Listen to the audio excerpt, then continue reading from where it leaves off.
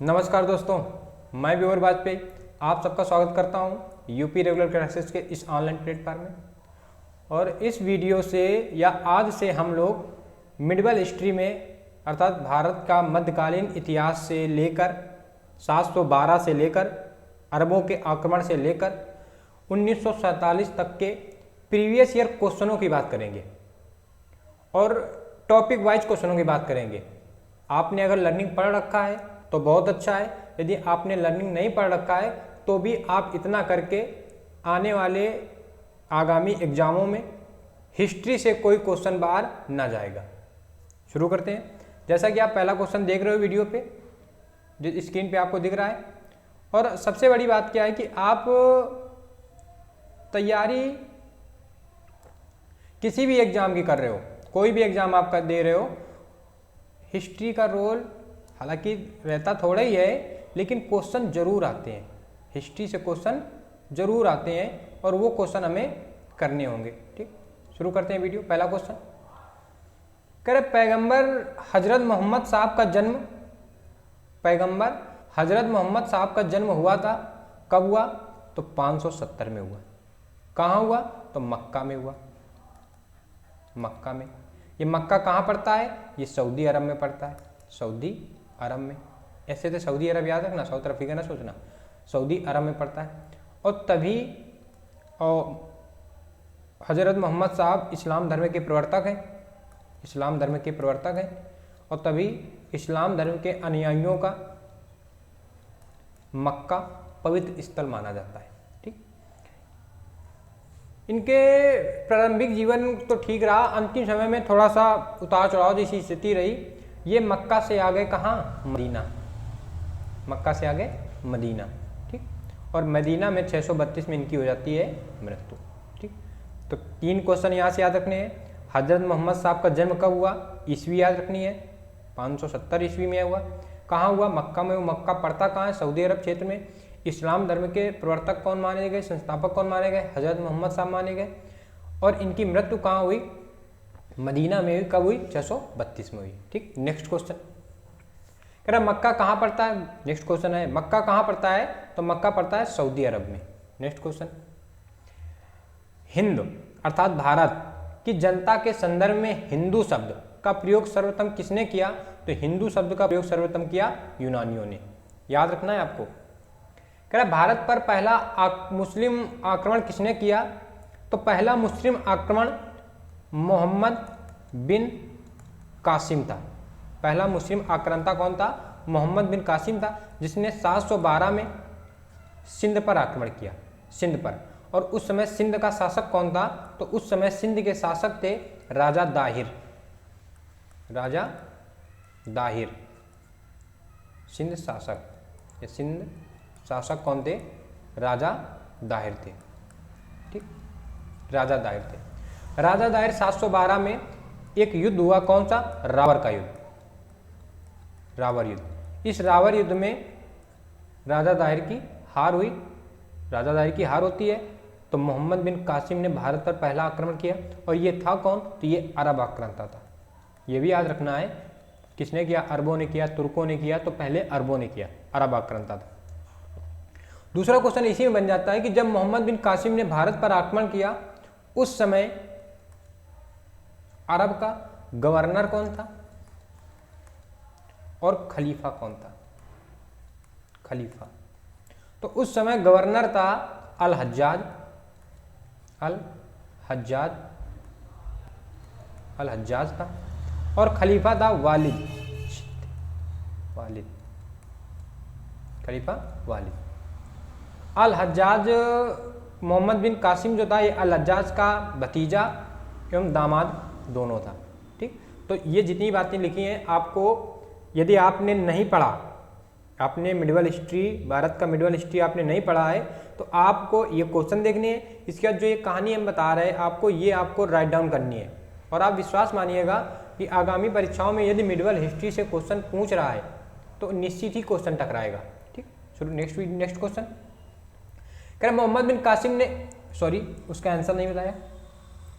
हाँ, 712 में किया, 647 गलत, 711 गलत, ये गलत। यानी इनमें से कोई नहीं, क्योंकि आना चाहिए 712। ठीक, नेक्स्ट क्वेश्चन कह रहा मोहम्मद बिन कासिम द्वारा सिंध की विजय कब की गई? अभी हमने बात की 713 में की गई, 712 में की गई। 713 में कासिम ने मुल्तान जीता, मुल्तान जीता, और मुल्तान पे खूब सोने की प्राप्ति हो गई, तो इसका नाम रख दिया सोननगर। मुल्तान का नाम बदल के क्या कर दिया? सोननगर। किसने किया?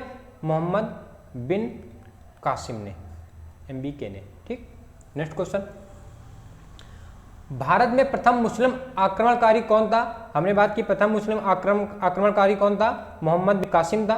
मोहम्मद बिन कासिम ये था कौन? ये अरब आक्रांता था, अरब आक्रांता था। नेक्स्ट क्वेश्चन, भारत में सर्वप्रथम मुस्लिम आक्रमणकारी थे कौन थे? अरब थे। कौन थे? अरब के लोग थे। C नंबर आंसर सही है। अगला क्वेश्चन, चचनामा के अनुसार 6वीं और 7वीं सदी में सिंधु देश की राजधानी क्या थी? तो अरोड़। ये अरोड़ क्षेत्र, सिंध का क्षेत्र पंजाब क्षेत्र में पड़ता है, और अरोड़ से ही संबंधित एक जाति निकल के आती है, खत्री, गुरु नानक साहब वाली खत्री जाति। ठीक, तो अरोड़ क्षेत्र कौन सा था? सिंध की राजधानी थी अरोड़। ठीक, और इसी यही का शासक था कौन? राजा दाहिर था। ठीक, अगला क्वेश्चन, 1 मिनट, इसी चचनामा में बात करें। चचनामा कहा जाता है कि मोहम्मद बिन कासिम का कोई अज्ञात सैनिक था जिसके द्वारा लिखित गई, और इसमें अरबों के आक्रमणों का उल्लेख मिलता है, अर्थात मोहम्मद बिन कासिम के भारत विजय का उल्लेख मिलता है। ठीक, पूछते हैं कि किसके द्वारा लिखी गई, तो अज्ञात है, कोई सैनिक है कासिम का, उसके द्वारा लिखी गई। कह रहे इनमें से कौन गजनी राजवंश का संस्थापक है? गजनी राजवंश का संस्थापक था अलप्तगिन। कौन सा? अलप्तगिन। ठीक, सुबुक्तगिन इसका दामाद एवं गुलाम था। सुबुक्तगिन ने भारत पर सबसे पहले 786 में आक्रमण किया। सबसे पहले हमने बात कही, तो अब सबसे पहले तो 712 में हो चुका। क्वेश्चन बनता है कि तुर्कों में सबसे पहले भारत में किसने आक्रमण किया? तो ये कौन सा था? ये तुर्क था। सुबुक्तगिन कौन था? तुर्क था। इसने पंजाब के शासक जयपाल के खिलाफ या जयपाल के विरुद्ध अभियान किया। नेक्स्ट क्वेश्चन, तो दूसरा याद रखना है कि अरब आक्रांताओं में पहला कौन है? कासिम, और तुर्क आक्रांताओं में पहला कौन है? सुबुक्तगिन। और यही अलप्तगिन है जिसने गजनी में यामनी वंश की नींव डाली। यामनी वंश या गजनी वंश, यामनी वंश या गजनी वंश। अगला क्वेश्चन, कह रहा महमूद गजनी ने भारत पर 17 बार आक्रमण किए। बिल्कुल किए, 17 बार आक्रमण किए। ठीक, वह भारत में स्थायी मुस्लिम शासन की स्थापना करना चाहता था? नहीं, ये गलत है। वो हम गजनवी की बात करें, महमूद गजनवी की बात करें, या मोहम्मद बिन कासिम की बात करें, इन दोनों का उद्देश्य भारत की अतुल संपदा लूटना था, अतुल धन संपदा लूटना था, ना कि भारत में इस्लाम धर्म का प्रचार प्रसार करना। तो दोनों बातें याद रखनी है कि मोहम्मद बिन कासिम की बात कर दे या महमूद गजनवी की बात कर दे, इन दोनों का उद्देश्य केवल भारत की अतुल धन संपदा लूटना था, इस्लाम धर्म का प्रचार प्रसार करना नहीं था। तो ए सही है, आर गलत है। C नंबर कौन सा सही है? C number. अगला क्वेश्चन, कह रहा निम्न में से कौन चंदेल शासक महमूद गजनवी से पराजित नहीं हुआ था? तो याद रखना है मालवा का शासक था विद्याधर पराजित नहीं हुआ था। अगला क्वेश्चन, किस चंदेल शासक ने महमूद गजनवी का सामना किया? वही बात, क्वेश्चन रिपीट होता है, बस शब्दावलियां चेंज होती हैं। विद्याधर। और आपको प्रीवियस ईयर क्वेश्चन इस वजह से और करने होते हैं कि जो एग्जाम सेटर है वो क्वेश्चनों को कैसे घुमा देता है, कैसे मॉडिफाई कर देता है। आंसर सेम है, और वनडे एग्जाम में एक क्वेश्चन का स्टैंडर्ड एक लेवल ही होगा। ठीक, अगला क्वेश्चन, कह रहे महमूद गजनवी का दरबारी कवि कौन था? तो महमूद गजनवी का दरबारी इतिहासकार उतबी था। कौन था? उतबी था। ये कभी भारत नहीं आया। ठीक, और उतबी की 2 पुस्तकें मिलती हैं, एक मिलती है तारीख उल यामनी,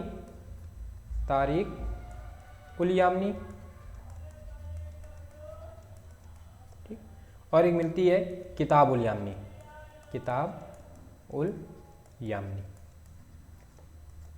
ठीक, फिरदौसी की पुस्तक का नाम है शाहनामा। शाहनामा, ठीक। फिरदौसी की पुस्तक का नाम है शाहनामा। ये अफगानों की महाभारत कही जाती है, इसे अफगानों का महाभारत कहा जाता है। शाहनामा को अफगानों का महाभारत कहा जाता है। अगला क्वेश्चन, शाहनामा का लेखक कौन? अभी हमने बात की फिरदौसी, ठीक। इसे पूर्व का हैमर भी कहा जाता है, पूर्व का हैमर, पूर्व का हैमर भी कहा जाता है फिरदौसी को, ठीक। एक बात करेंगे हम लोग बैहाकी की, तो बैहाकी को पूर्व का पेप्स कहा जाता है, पूर्व का पेप्स, ठीक। ये वैसे ही है जैसे चाणक्य को पूर्व का मैकियावेली कहा जाता है, भारत का मैकियावेली कहा जाता है। समुद्रगुप्त को भारत का नेपोलियन कहा जाता है, ठीक। ऐसे ही ये है कि पूर्व का हैमर कौन? फिरदौसी। पेप्स कौन? बैहाकी। अगला क्वेश्चन, पुराणों का अध्ययन करने वाला पहला मुसलमान कौन था? अल-बिरूनी। अल-बिरूनी ज्योतिषा था, गणितज्ञ था, ठीक। पुराणों का अध्ययन करने वाला था, अर्थात संस्कृत पढ़ने वाला पहला मुसलमान था। इसकी पुस्तकें हैं तारीख उल हिंद, तारीख उल हिंद जो कि भारत आता है, और किताब उल हिंद, किताब उल हिंद। इसने इन दोनों किताब में उस समय भारत की जो स्थिति रही है उसका वर्णन किया है, ठीक है। याद रखना है कि पुराणों का अध्ययन करने वाला पहला मुस्लिम ज्ञाता है, संस्कृत जानने वाला, गणितज्ञ है, ज्योतिष है, ठीक। अगला क्वेश्चन, और एक इसी के बारे में, ये 11वीं सदी में भारत आए। ये भी क्वेश्चन कभी बना है कि भारत कब आता है? 11वीं सदी में भारत आता है। कह महमूद गजनवी के साथ भारत आने वाला प्रसिद्ध इतिहासकार कौन था? तो अल-बिरूनी। कौन था? अल-बिरूनी। अगला क्वेश्चन, अल-बिरूनी भारत आया था, कब आया था? 11वीं सदी में। कब आया? 11वीं सदी में भारत आया था, ठीक। अगला क्वेश्चन, कह रहा है महमूद गजनवी के साथ भारत आने वाला मुस्लिम विद्वान था। महमूद गजनवी के साथ भारत आने वाला मुस्लिम विद्वान था अल-बिरूनी। कौन था? अल-बिरूनी। अगला क्वेश्चन, कह रहा निम्नलिखित कथनों में कौन अल-बिरूनी के संबंध में सही नहीं है? कौन सही नहीं है? वह धर्मनिरपेक्ष लेखक था? नहीं। उसका ग्रंथ उस समय के जीवंत भारत से प्रभावित था? बिल्कुल प्रभावित था। वह संस्कृत का विद्वान था? बिल्कुल, क्योंकि तभी तो उसने पुराणों का अध्ययन किया। वह त्रिकोणमिति का विशेषज्ञ था? बिल्कुल था, क्योंकि वो ज्यामिति का विशेषज्ञ था, वो गणितज्ञ था। तो तीनों सही है, पहला गलत है। अगला क्वेश्चन, कह रहा निम्नलिखित में से किसने महमूद गजनी के हमले के बाद सोमनाथ मंदिर का पुनर्निर्माण करवाया? तो किसने करवाया? भीमदेव ने। किसने करवाया? भीमदेव ने कराया। अगला क्वेश्चन, हमने बात की कि जो महमूद गजनवी का सोमनाथ आक्रमण है, ये गजनवी का 16वां आक्रमण है। 16वां 1025 में हुआ, ठीक। सोमनाथ मंदिर को इसने लूटा और कहा जाता है कि 50,000 ब्राह्मणों को इसने मौत के घाट उतार दी। इसके बाद इसका एक और आक्रमण बहुत महत्वपूर्ण आक्रमण माना जाता है, 12वां आक्रमण। 12वां आक्रमण ये था मथुरा और कन्नौज आक्रमण। मथुरा और कन्नौज। मथुरा और कन्नौज को विजिट करने के बाद इसका जो इतिहासकार था उत्बी, इसने महमूद के बारे में ये लिखा कि महमूद को भारत में 2 ऐसे नगर मिले जिनका वैभव स्वर्ग के समान था। ये आपको कथन याद रखना, स्वर्ग के समान था। महमूद को 12वें आक्रमण के दौरान भारत में 2 ऐसे नगर मिले, मथुरा और कन्नौज, जो स्वर्ग के समान थे। अगला क्वेश्चन, ये हाल ही में प्रधानमंत्री ने वेरावल में सोमनाथ मंदिर के निकट नए सर्किट हाउस का उद्घाटन किया, ठीक। 2022 का क्वेश्चन था ये, IAS में प्री में आया है। उद्घाटन किया। सोमनाथ मंदिर के बारे में निम्नलिखित में से कौन सा सही है? तो आपको तो हालांकि 22 का करंट हो गया, लेकिन ये आपको याद रखना है, नए सर्किट हाउस का उद्घाटन किया गया वेरावल में। कहाँ? वेरावल में, सोमनाथ मंदिर के निकट। अब सोमनाथ के बारे में कौन सही है? सोमनाथ मंदिर ज्योतिर्लिंग देव मंदिरों में एक है, बिल्कुल एक है। अल-बिरूनी ने सोमनाथ मंदिर का वर्णन किया, बिल्कुल किया।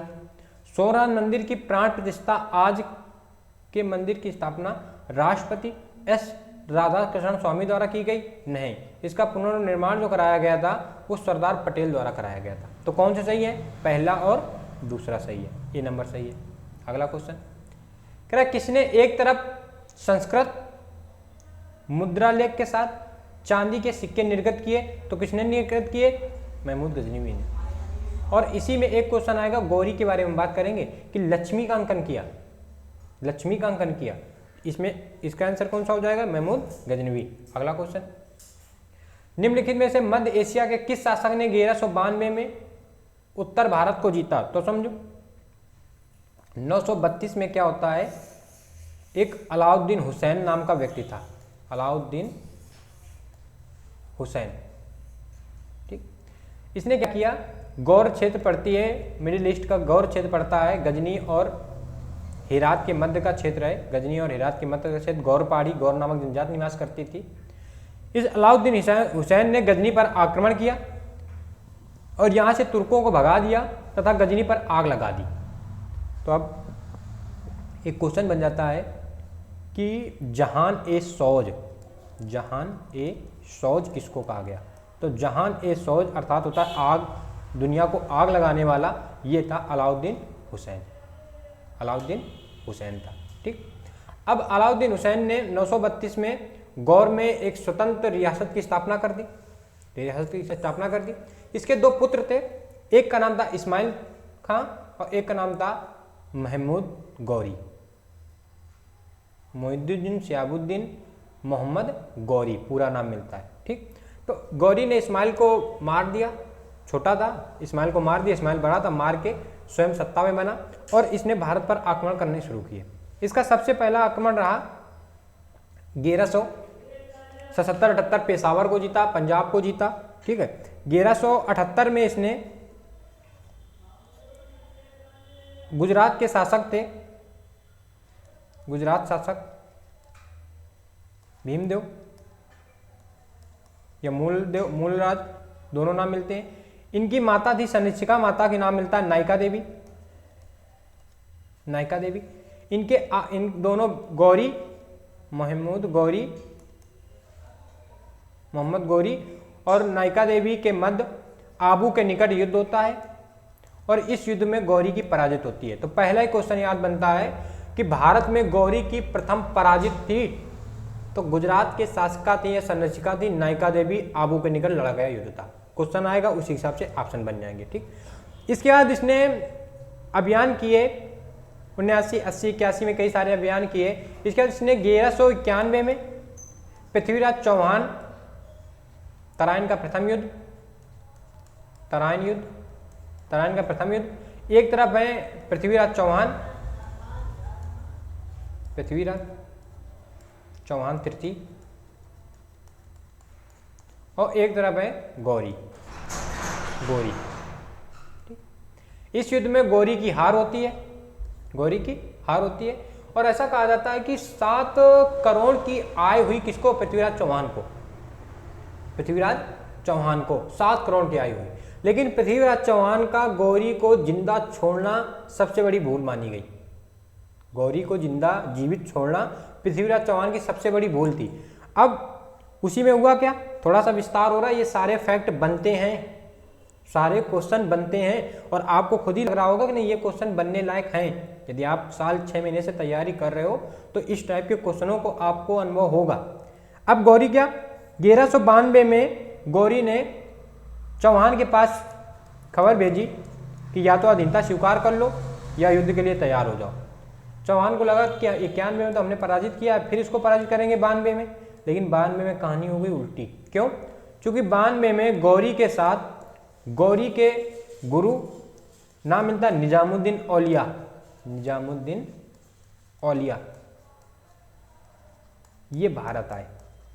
इनके आशीर्वाद से तराइन का द्वितीय युद्ध, ये प्रथम था, अब तराइन का द्वितीय युद्ध 1192 में हुआ और इस युद्ध में पृथ्वीराज चौहान को कैद कर लिया गया गौरी द्वारा। पृथ्वीराज चौहान को गौरी द्वारा कैद कर लिया गया।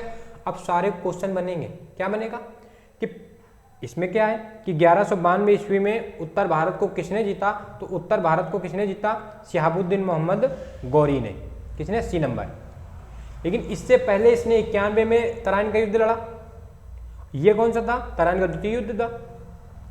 तराइन के प्रथम युद्ध में इसकी हार हुई। इससे पहले इसकी हार, भारत में इसकी पहली हार 1178 की मानी जाती है। नायका देवी, भीमदेव, मूलराज के साथ आबू के निकट युद्ध लड़ा गया, गुजरात के शासक थे, वो इसकी पहली हार मानी जाती है। क्वेश्चन यहीं से बनता, इसी युद्ध के बाद बनता है 1192 युद्ध के बाद कि भारत में मुस्लिम सत्ता की स्थापना किस युद्ध के बाद संभव हुई? तो यही था तराइन का द्वितीय युद्ध 1192। नेक्स्ट क्वेश्चन में बात करें, कह रहा मोहम्मद गौरी को सबसे पहले किसने पराजित किया था? तो मोहम्मद गौरी को सबसे पहले पराजित किया था, हमने कहा जो भीमदेव या मूललाल द्वितीय ने पराजित किया था, अपनी माता नायिका देवी, विधवा माता थी नायिका देवी के साथ मिलकर। ठीक, याद रखना है। अगला क्वेश्चन, ये भारत 1178 में युद्ध लड़ा गया और ये गौरी की पहली भारत में हार। कह रहा है मोहम्मद गौरी ने जयचंद को किस युद्ध में पराजित किया? तो चंदावर का युद्ध हुआ, जयचंद द्वारा चंदावर का युद्ध लड़ा गया, चंदावर का। और जयचंद ने ही, ऐसा कहा जाता है कि जयचंद ने ही गौरी को बुलाया था। क्यों? क्योंकि जयचंद, ऐसी एक किंवदंती है कि जयचंद की एक बहन थी, इस बहन से पृथ्वीराज चौहान ने शादी कर ली थी। पृथ्वीराज चौहान को इससे प्यार था, तो पृथ्वीराज चौहान ने शादी कर ली थी। इस बात से जयचंद गस मान रहा था, विरोधी हो गया था किसका? पृथ्वीराज चौहान तृतीय का। तभी जयचंद ने षड्यंत्र रचा, गौरी को बुलाया और पृथ्वीराज चौहान को मरवा दिया। लेकिन गौरी भी होशियार था। जो व्यक्ति अपने शासक का ना हुआ, अपने राजा का ना हुआ, वो गौरी का क्या होगा? इस उद्देश्य से गौरी ने चंदावर के युद्ध में 1194 में जयचंद को पराजित किया, जयचंद को मार दिया। ठीक, याद रखना है। अगला क्वेश्चन, कह रहा निम्नलिखित में कौन राजा मोहम्मद गौरी द्वारा चंदावर के युद्ध में पराजित हुआ? अभी हमने बात की जयचंद की। ठीक, पृथ्वीराज किस में पराजित हुए? तो तराइन के द्वितीय युद्ध में 1192 में। ठीक, कुमारपाल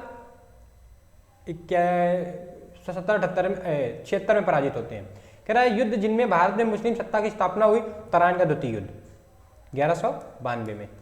हमने बात की थी, इससे सेकंड 2 क्वेश्चन पहले पूरी कहानी बात की है, आप उसको रिपीट मोड पे देख सकते हो।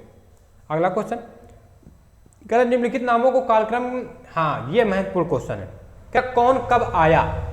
अब हमें नहीं पता, अब देखना है। चंगेज का भारत आता है इल्तुतमिश के समय, इल्तुतमिश के समय 26 के आसपास, 27 के आसपास। ठीक, महमूद गजनवी भारत आता है, कब आता है गजनवी? ये गजनवी भारत आता है 986 के बाद। ठीक, तैमूर आता है बलबन के समय, तैमूर। या और बात कर दें हम तो तैमूर आता है एमबीटी के समय, मोहम्मद बिन तुगलक के समय। कब आता है? तो 1198 में, सॉरी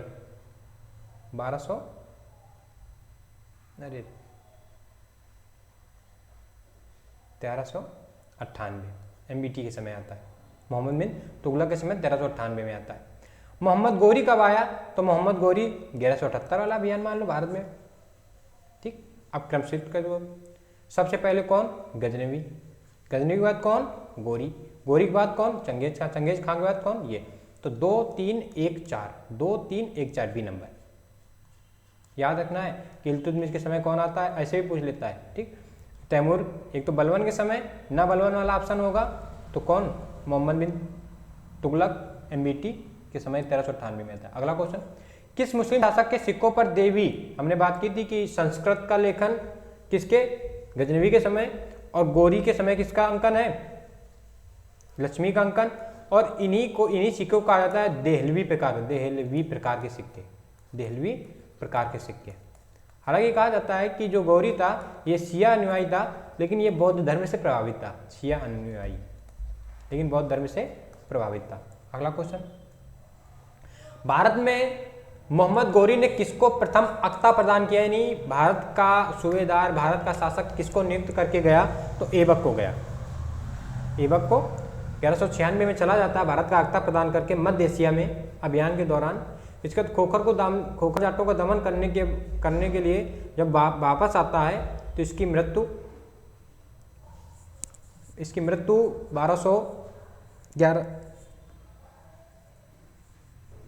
1206 में खोखर जाटों द्वारा सिंध के नज़दीक नमाज अदा करते समय गर्दन काट दी जाती है गौरी की। ठीक, तो ऐबक को सौंप के गया। अगला, मोहम्मद गौरी के किस दास ने, जैसे भारत की सत्ता, भारत की अक्ता ऐबक को दी थी। ऐसे ही भारत का एक सूबा था बंगाल बिहार, यहाँ का अक्ता या यहाँ की सूबेदारी किसको देके गया था? तो नाम सुना होगा बख्तियार खिलजी। ये बख्तियार खिलजी नालंदा का विध्वंस करने वाला, नालंदा विश्वविद्यालय को विध्वंस करने वाला बख्तियार खिलजी। ठीक। बिहार का प्रथम मुस्लिम विजेता कौन माना गया? तो यही माना गया, बख्तियार खिलजी को माना गया। अगला क्वेश्चन, नालंदा बिहार का विध्वंस किसने किया? बख्तियार खिलजी ने किया। क्वेश्चन आंसर वही है, बस शब्दावलियां क्वेश्चन पेपर सेटर ने ना क्वेश्चन का प्रारूप बदलने की कोशिश की है, बाकी ऑप्शन वही है। अगला क्वेश्चन, ये महत्वपूर्ण क्वेश्चन आप समझोगे। कह रहा भारत में तुर्की कथन कारण पे है, भारत में तुर्की आक्रमण सफल हुए? बिल्कुल सफल हुए, क्यों ना सफल हुए। ठीक है, तुर्कों में कौन? सुबुक्तगीन आया, गजनवी आया, गौरी आया, तुर्की तो थे ये सब। उत्तर भारत में राजनीतिक एकता की नहीं थी, राजनीतिक एकता नहीं थी, बिल्कुल नहीं थी राजनीतिक एकता। राजनीतिक एकता होती तो इनके आक्रमण सफल होते ही ना। तो ये कथन सही है। कारण क्या है कि इसी के कारण से तुर्कों, भारत में तुर्कों के आक्रमण सफल हुए, ये कारण है, कथन दोनों सही है। अगला क्वेश्चन, अपने क्वेश्चन पूरे हुए। यानी 1206 में, अब मार्च के समय जब 1206 में गौरी की मृत्यु हो जाती है, तो अब अमीर वर्गों ने गौरी के अक्तेदार अर्थात गौरी के समय आमीर आकूट के पद पर था ऐबक को भारत का सत्ता सौंपते हैं। भारत का शासक बनने के लिए ऐबक को बाध्य करते हैं कौन? अमीर वर्ग। तो अब जून में भारत का शासक 1206 में ऐबक बनता है। और अगली क्लास में हम लोग बात करेंगे दिल्ली सल्तनत की, दिल्ली सल्तनत की। यदि यहाँ तक आपने वीडियो देखा है, आपको वीडियो अच्छा लगा होगा तो बेल आइकन सब्सक्राइब करिएगा, चैनल को सब्सक्राइब करिएगा, वीडियो को लाइक ज़रूर करिएगा, और हाँ, कमेंट्स में अपने विचार जरूर बताइएगा। वीडियो कैसा लगा है, हम लोगों को इंतज़ार रहता है। मिलते हैं नेक्स्ट वीडियो पे, तब तक के लिए जय हिंद।